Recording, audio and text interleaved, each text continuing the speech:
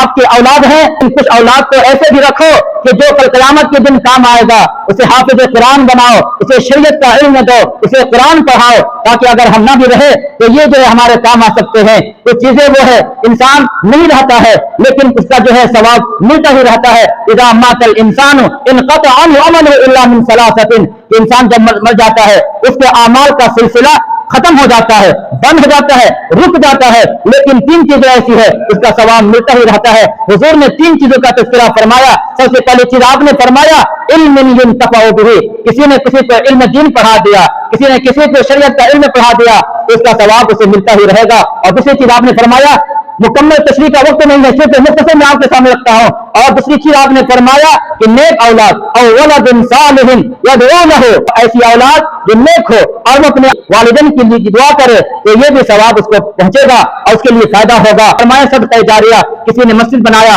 مدرسہ بنایا، چندہ دیا، کسی نے کچھ جو دفاع عام کر دیا، مسافروں کے لیے کچھ بنا دیا، کنواں کھدوا دیا، یہ تمام کے تمام صدقہ جاریہ ہے۔ تین چیزوں کا جو ہے ثواب انسان کو ملتا ہی رہتا ہے۔ تو اس لیے انسان اپنی زندگی میں آخرت کے لیے کچھ کر کے جائے۔